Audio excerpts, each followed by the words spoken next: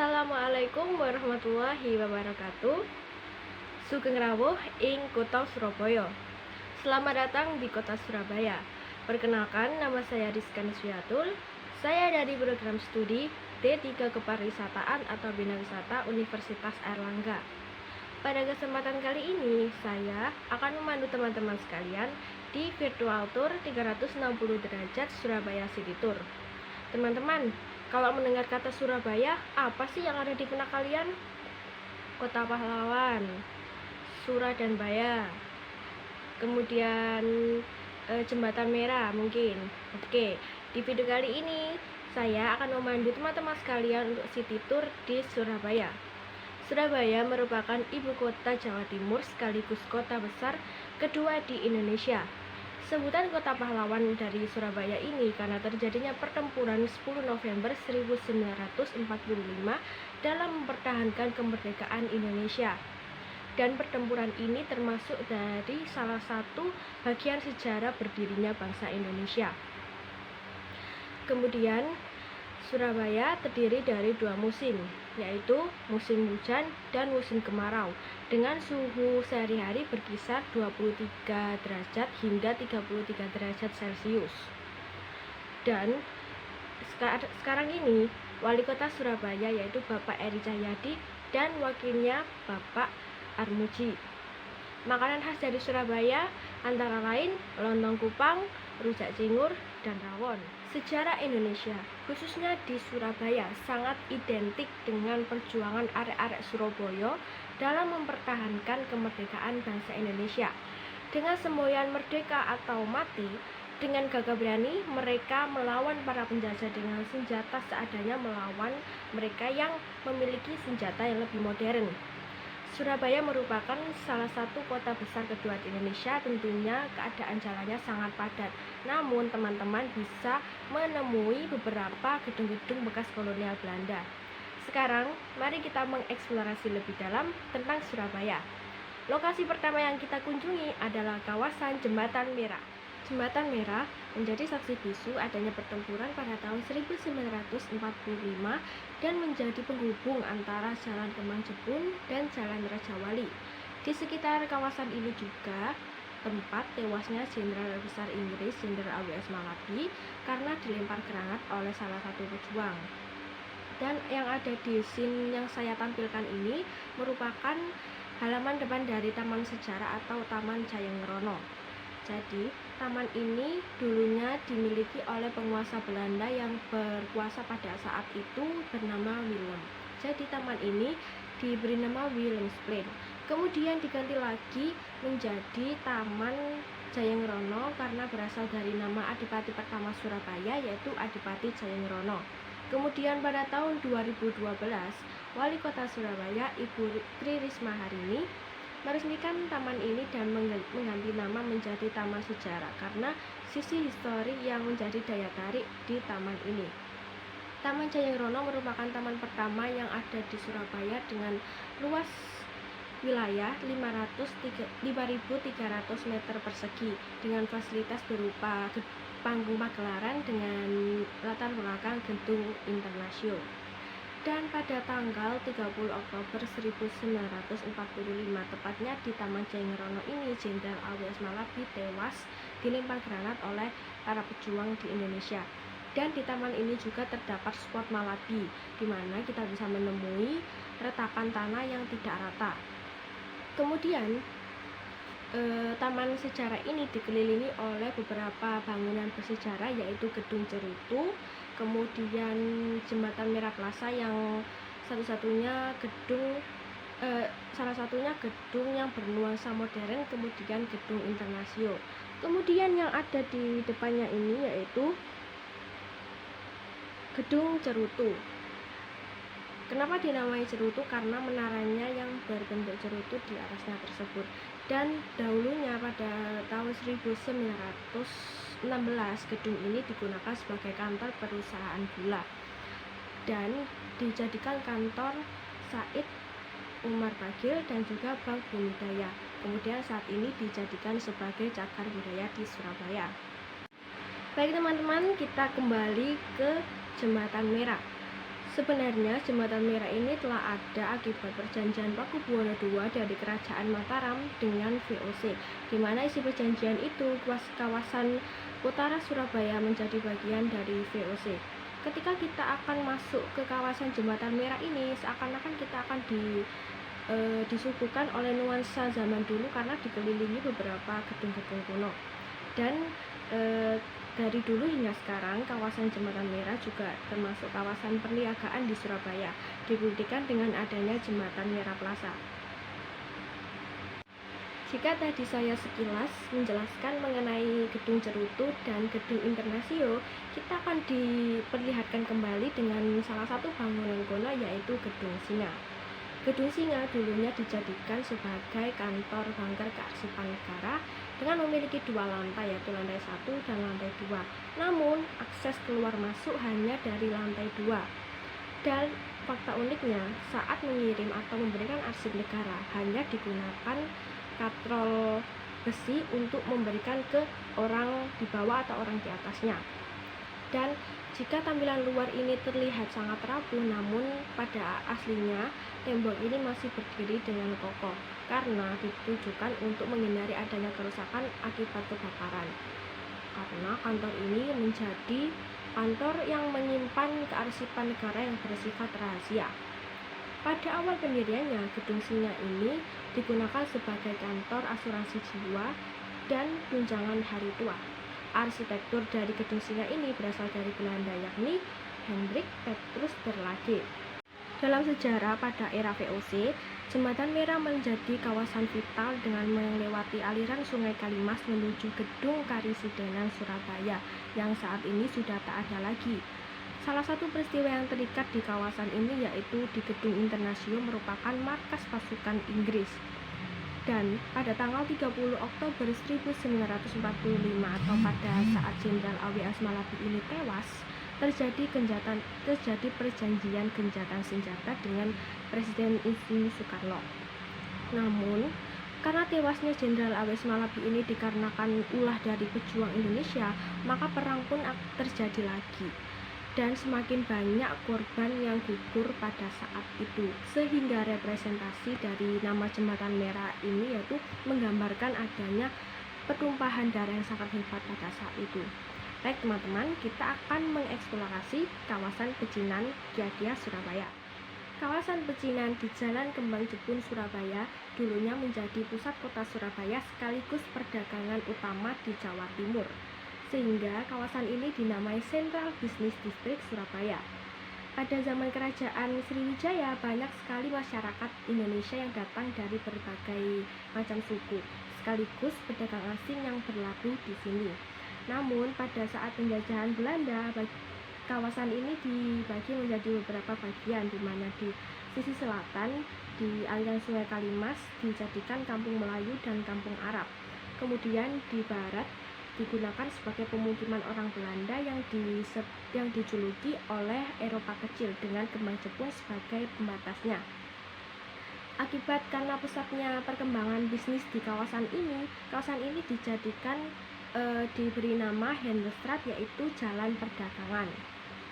Dan pada zaman penjajahan Jepang, tentara Jepang atau Jepun sering kesini untuk mencari kesenangan, maka dari itu kawasan ini diberi nama Jalan Kembang Jepun. Saat kita akan masuk kawasan Pecinan di Jalan Kembang Jepun, kita akan disambut oleh gapura berarsitektur Tionghoa dengan tulisan Kiagia. Kiagia dalam bahasa Tionghoa berarti jalan-jalan. Namun di kawasan ini sering mengadakan pasar malam pada zaman dahulu, sehingga Kiagia juga disebut sebagai pasar malam. Festival yang sering diadakan di sini yaitu Shanghai Night, Dancing on the Street, dan Agustusan Cap Kiagia Kembang Jepun, Surabaya. Saat ini kawasan Kembang Jepun merupakan tempat perdagangan antara budaya Jawa, Cina, dan Madura. Dan saat ini Kiagia di Kembang Jepun hanya sebagai pusat pertokoan dan pergudangan di Surabaya. Nah, seperti yang dilihat pada saat ini, di kawasan Pecinan juga terdapat beberapa gedung kuno yang dulunya digunakan sebagai tempat penyimpanan atau gudang tembakau.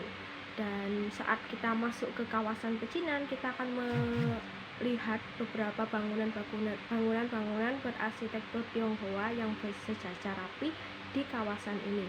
Dan juga ada tempat beribadah yang dilengkapi oleh ornamen-ornamen Cina seperti singa dan naga yang masih berdiri kokoh di sana. Jadi pada saat teman-teman memasuki kawasan ini, teman-teman akan disuguhi oleh aktivitas perdagangan di kawasan pecinan Kembang Jepun, Surabaya. Baik teman-teman, kita akan menuju Jalan Pahlawan, yaitu jalan yang mengarah ke Tugu Pahlawan. Jalan ini merupakan jalan yang berasal dari kawasan Jembatan Merah menuju Tugu Pahlawan dengan kondisi jalan yang sangat lebar dan ramai di setiap harinya. Terdapat rumah dan kantor berarsitektur lama di sekelilingnya. Baik teman-teman, masih berada di Jalan Pahlawan, kita akan menemui landmark Surabaya, yaitu Monumen Titik Nol Surabaya yang tertera pada scene yang saya tampilkan ini. Titik Nol Surabaya ditandai dengan Tugu Parasamya Purnakarya Nugraha Karya I Nyoman Nuarta. Penghargaan ini diberikan kepada Jawa Timur karena memenangkan provinsi terbaik di antara provinsi yang lainnya. Namun, menurut sejarawan Surabaya, titik nol ini ada karena merupakan titik awal dari sistem pengembangan jaringan di Surabaya sekaligus titik pengikat dalam pemetaan dan penataan kota. Letak dari monumen titik nol ini berada di kantor Gubernur Jawa Timur. Kemudian replika yang berada di tugu ini menggambarkan kesenian Jawa Timur, antara lain karapan sapi, reok Ponorogo, dan tari gandrung. Baik teman-teman, sekarang kita akan menuju kawasan Tugu Pahlawan, salah satu landmark dari Kota Pahlawan ini. Saya akan share screen virtual tour-nya.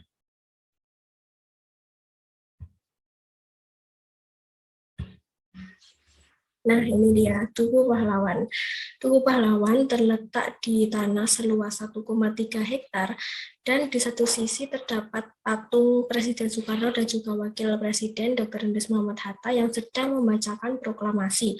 Kemudian ada tiang-tiang yang memiliki tulisan penyemangat untuk pejuang Surabaya dalam mempertahankan bangsa Indonesia ini. Ketinggian monumen ini hampir 41,15 meter dengan posisi paku terbalik. Kemudian untuk ruas-ruasnya terdiri dari 10 buah lengkung dan terbagi menjadi 11 ruas. Hal ini merupakan representasi dari tanggal 10 November 1945 yang merupakan tanggal bersejarah bagi pejuang Surabaya untuk mempertahankan kemerdekaan Indonesia. Selain Tugu Pahlawan, terdapat Museum 10 November yang menyimpan beberapa peninggalan perabotan kuno dan juga menampilkan diorama perjuangan bangsa Indonesia, khususnya yang berada di Surabaya. Baik, kita akan menuju ke tempat selanjutnya, yaitu gedung kantor Gubernur Jawa Timur. Nah, ini dia gedungnya.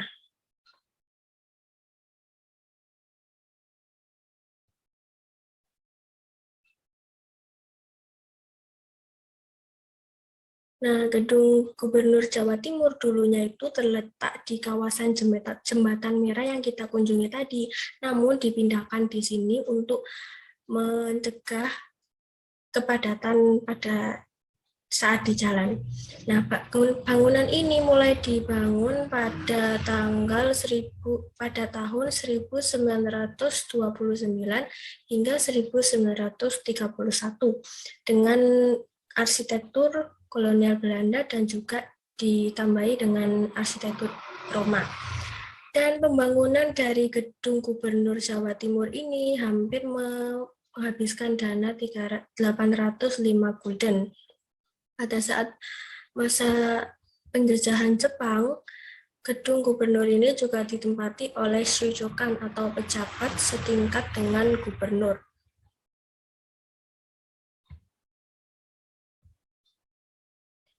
Kemudian peristiwa penting yang berada di gedung Gubernur Jawa Timur ini, yaitu pada saat Gubernur Suryo menolak ultimatum Inggris untuk menyerah tanpa syarat.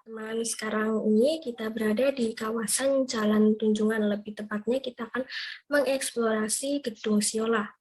Gedung Siola merupakan gedung bersejarah di Surabaya di Jalan Tunjungan yang dibangun pada masa kolonialisme Belanda, lebih tepatnya pada awal abad ke-20. Namun pada saat tahun 2015 diresmikan menjadi Museum Surabaya. Sejarah dari Gedung Siola ini berawal dari pada tahun 1877, di mana gedung ini dibeli oleh orang berkebangsaan Inggris yang bernama Robert Laidlaw yang menanam saham di area ini. Kemudian pada saat itu, perusahaan milik Robert Laidlaw ini merupakan perusahaan retail terbesar di dunia. Kemudian masa kejayaan dari Laidlaw ini berakhir pada saat pendirinya meninggal dunia dan juga mengalami kebangkrutan. Kemudian pada masa penjajahan Jepang, Gedung Siola ini beralih fungsi menjadi toko koper dan tas yang bernama Toko Chiyoda. Maka dari itu, di sekitar Jalan Tunjungan masih banyak pedagang tas yang dijual di toko-toko yang berjajar. Namun, Gedung Siola ini seringkali tidak berpenghuni dan juga terbakar akibat serangan dari pasukan Inggris, karena Gedung Siola juga termasuk markas dari pejuang Indonesia pada tahun 1945. Karena sering rusak sehingga tak terurus, maka Presiden Soekarno mengambil Gedung Siola ini sebagai aset dari Pemkot Surabaya. Pada tahun 1960, 5 orang pengusaha yang bernama Sumitro, Ing Wibisono, Ong, Liem, dan Ang mengontrak gedung tersebut dari Pemkot. Dari nama-nama 5 pengusaha tersebut, maka tercetuslah nama Siola. Kemudian mereka menjadikan Gedung Siola ini sebagai pusat grosir di Surabaya dan menjadi kebanggaan warga Surabaya pada saat itu karena Gedung Siola ini merupakan mal pertama di Surabaya. Kemudian masa kejayaan dari Mall Surabaya itu hanya berlangsung selama 28 tahun dan tutup lagi pada tahun 1988 karena kalah bersaing dengan pasar-pasar yang dibuka pada saat itu yang lebih modern, diantaranya Pasar Atom, Pasar Turi, dan juga Delta Plaza. Kemudian pada tahun 1999, Gedung Siola ini difungsikan menjadi Ramayana Department Store, namun pada akhirnya juga tutup. Hingga pada tahun 2015, Gedung Siola dijadikan kantor pelayanan publik oleh Wali Kota Surabaya pada saat itu, yakni Ibu Tri Risma hari ini. Kemudian kita berada di Jalan Tunjungan. Jalan Tunjungan dulunya itu memiliki nama Petunjungan yang menjadi penghubung antara Kota Lama dan Kota Baru Surabaya. Jalan tersebut menjadi area perbelanjaan yang terletak di Kota Surabaya. Kota Lama terdiri dari kawasan Jembatan Merah dan Kota Baru Surabaya terletak di Jalan Darmo dan Gupeng.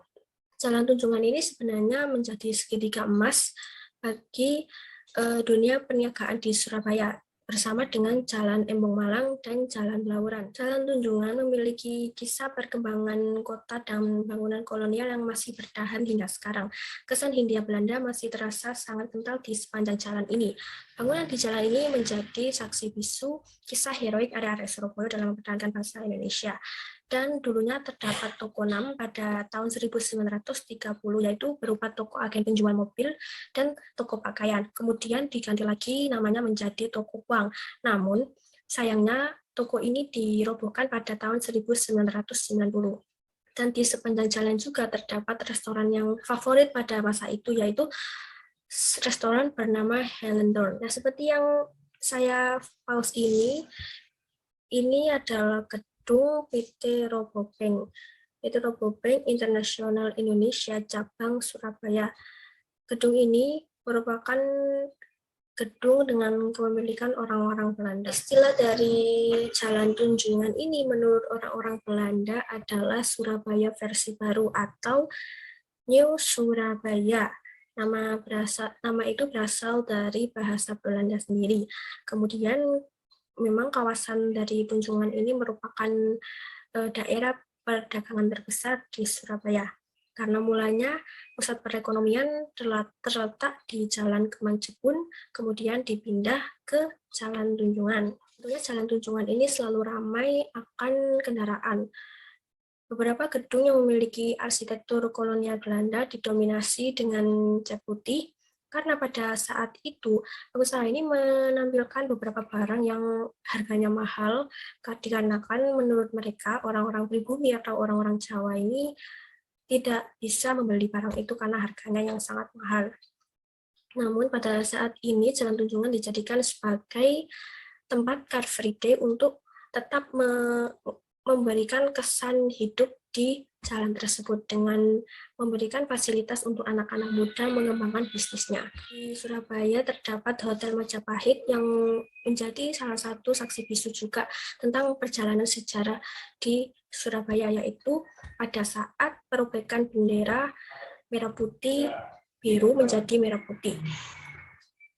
Hal ini didasari dengan rasa marah arek-arek Surabaya karena bendera tersebut dikibarkan di Surabaya. Namun keadaan atau peristiwa tersebut itu termotivasi oleh orang Belanda yang bernama Mr. Blokman.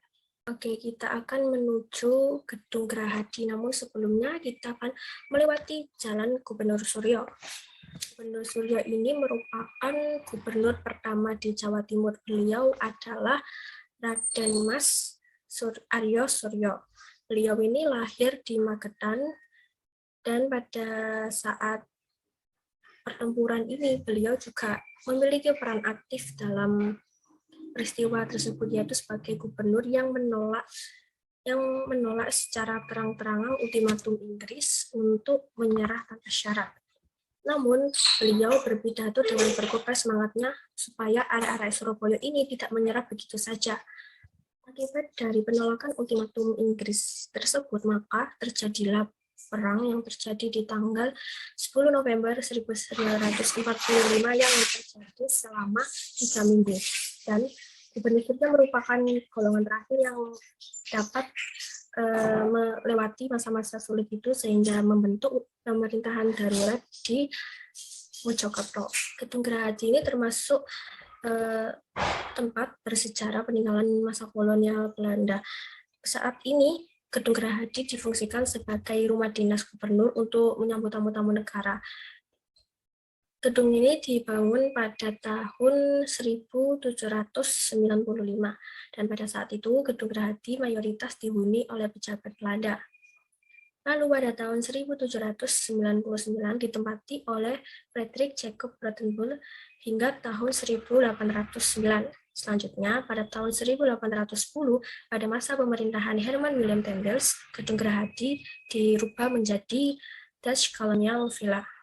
Gedung Gerahadi ini memiliki arsitektur neoklasik Prancis yang dituangkan secara bebas di Indonesia dengan menyesuaikan keadaan iklim yang ada di Indonesia, yaitu iklim tropis. Kemudian pada tahun 1870, Gerahadi digunakan sebagai rumah Presiden Surabaya. Dan pada saat Jepang berkuasa, Gedung Gerahadi digunakan sebagai rumah gubernur Jepang atau yang disebut dengan Shuchokan. Dan saat ini Gedung Gerahadi digunakan sebagai rumah dinas dari Gubernur Jawa Timur. Menurut Ketua Surabaya Heritage Society, Bapak Freddy Istanto, Gerahadi dibangun oleh kolonial Belanda kurang lebih 226 tahun yang lalu, atau lebih dari 2 abad. Kita berada di kawasan yang baru di Surabaya, yaitu alun-alun Surabaya. Pada mulanya, alun-alun Surabaya ini merupakan ide dari wali kota Surabaya, karena Surabaya belum memiliki alun-alun atau tempat perkumpulan seperti kota-kota yang berada di Jawa Timur. Kemudian, alun-alun Surabaya ini memiliki konsep yang menarik, yaitu di bawah tanah. Selain di atas tanah atau pada saat yang kita lihat saat ini, yaitu di atas tanah.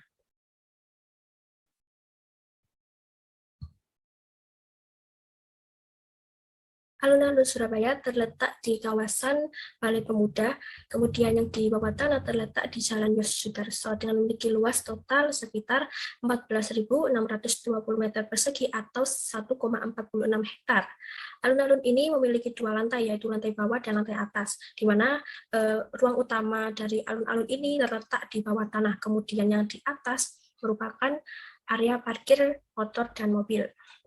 Di area bawah tanah terdapat warung-warung UMKM yang juga dijadikan tempat nongkrong anak-anak muda di Surabaya.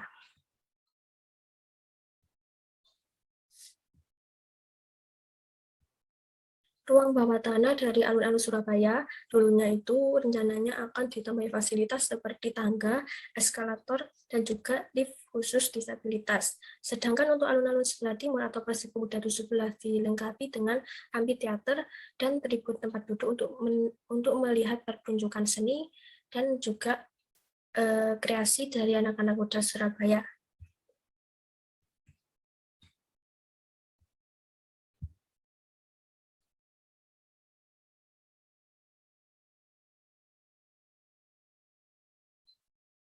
Luas ruang bawah tanah Surabaya di kawasan Balai Pemuda seluas 1.500 meter persegi, sedangkan di Jalan Yosudarso seluas 920 meter persegi, sehingga total luasnya sudah saya terangkan di ulasan sebelumnya.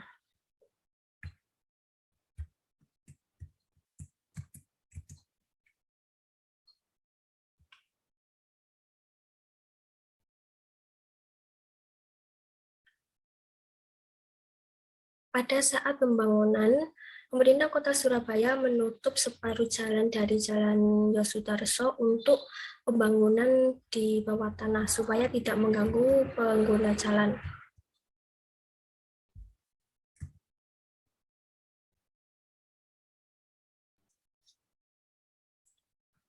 Nah, dari serangkaian pembangunan yang sekilas saya jelaskan sebelumnya, alun-alun Surabaya selesai pada tahun 2020 dan tentunya kita akan fokus di gedung ini.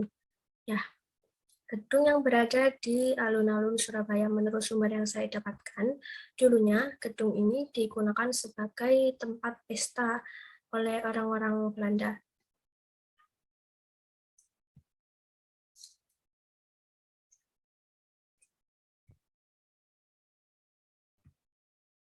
Kemudian terletak di dekat alun-alun Surabaya, terdapat gedung DPRD Kota Surabaya, atau lebih tepatnya hanya berjarak 150 meter dari alun-alun Surabaya. Masih berada di Jalan Yosudarso, kita bisa menemui atau menjumpai patung Jenderal Sudirman. Beliau ini merupakan pejuang yang berhasil menumpas pemberontakan PETA di Gumilir. Tepatnya pada tanggal 12 Desember 1945, Jenderal Sudirman memimpin pasukan TKR dalam sebuah serangan Inggris di Ambarawa atau yang dikenal sebagai Palagan Ambarawa. Dalam pertempuran tersebut, Jenderal Sudirman berhasil membuat pasukan Inggris ini langsung mundur ke Semarang. Keberhasilan itu membuat Jenderal Sudirman dilantik sebagai Panglima Angkatan Perang RI oleh Presiden Soekarno tanggal 18 Desember 1945 sekaligus memberi pangkat jenderal.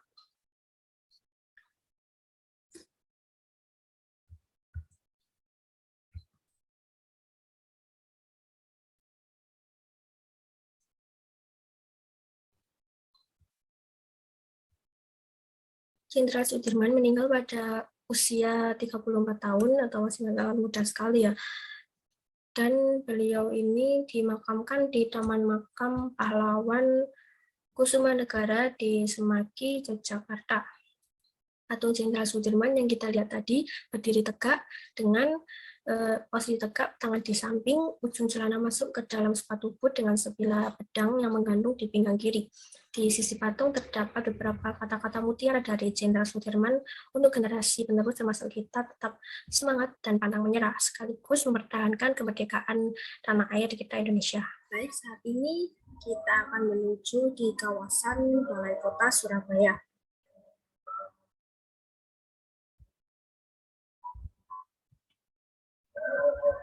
Balai Kota Surabaya saat ini digunakan sebagai kantor pemerintahan Kota Surabaya. Dulunya, Balai Kota ini dibangun dalam 2 tahapan. Tahap pertama pada tahun 1915 hingga 1917, kemudian pada tahapan kedua yaitu tahun 1920.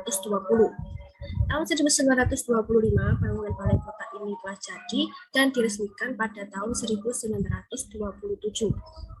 Awalnya Balai Kota ini dibangun pada masa.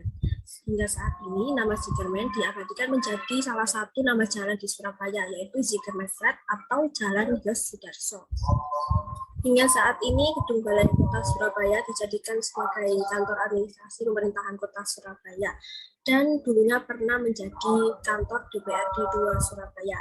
Selain itu, di bagian belakang Balai Kota dijadikan tempat wisata heritage dan dibuka untuk umum. Oke, sekarang bergeser di aliran Sungai Kalimas.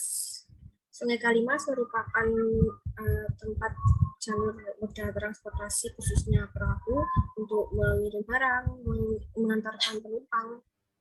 Karena pada saat itu transportasi seperti perahu, kemudian kendaraan bermotor juga masih sangat minim.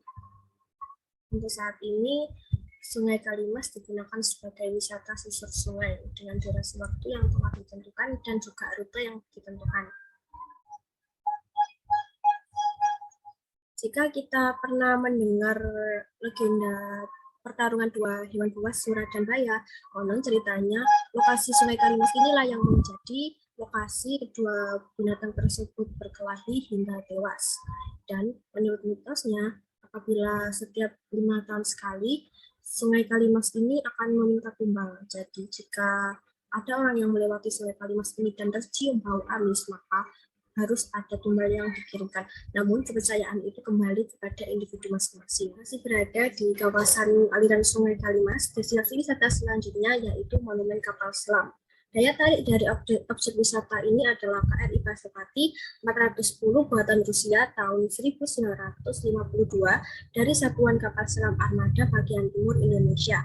Kapal selam ini memiliki panjang 77 meter dan lebar 6 meter, yang dilengkapi dengan torpedo uap gas dan dapat menyelam sedalam 300 meter. Kapal KRI Pasopati ikut serta di TNI Angkatan Laut sejak 29 Januari 1962.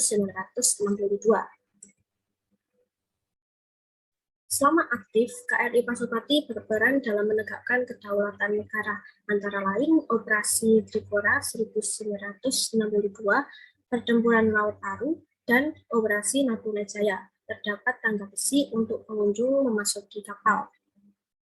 Ruangan yang berada di KRI Pasopati terdiri dari 7 ruangan. Ruang 1 berfungsi untuk bongkar muat torpedo, ruang 2 untuk staf makan, istirahat, dan bekerja. Kemudian ruangan ketiga sebagai ruang informasi tempur, ruang 4 berfungsi untuk tempat istirahat kru, dan ruang 5 untuk menyimpan motor mati dan pesawat kontrol. Ruang 6 untuk listrik, generator, dan menggerakkan baling-baling serta pengisian baterai. Kemudian ruang ketujuh adalah ruang torpedo buritan. Plaza Surabaya atau Delta Plaza dulunya adalah bekas rumah sakit Simpang.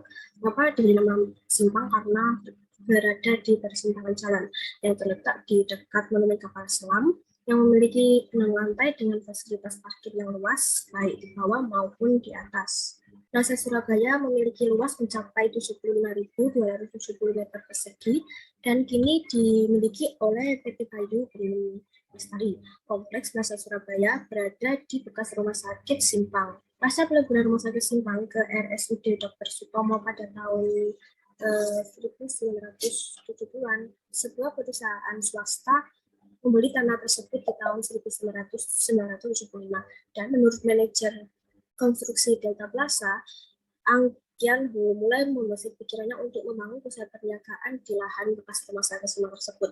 Namun banyak sekali pihak yang tidak setuju sehingga keberlangsungan dari pembangunan pusat bisnis ini sempat terhalang karena ada beberapa orang yang sekiranya masih membenci atas kolonialisme Belanda. Kemudian pada tahun 1979, seluas 75.000 meter persegi lahan dibeli PT Surabaya Delta, kemudian dikembangkan menjadi mall awal. Awalnya pembangunan Delta Plaza terdiri dari 3 tahap, yaitu parkiran, mall pusat, onderdil kendaraan motor dan ruko. Tahap kedua berupa 12 lantai apartemen, 29 lantai hotel, dan perkantoran 18 lantai. Namun hingga saat ini tahap kedua sampai belum terlaksana. Baik teman-teman, kurang lebih seperti itu perjalanan virtual Surabaya City Tour kali ini. Saya mohon maaf apabila terdapat penyampaian atau tindakan saya yang tidak berkenan di hati teman-teman sekalian. Saya mohon maaf dan saya ucapkan terima kasih telah menonton dari awal hingga akhir. Sekian, wassalamualaikum warahmatullahi wabarakatuh.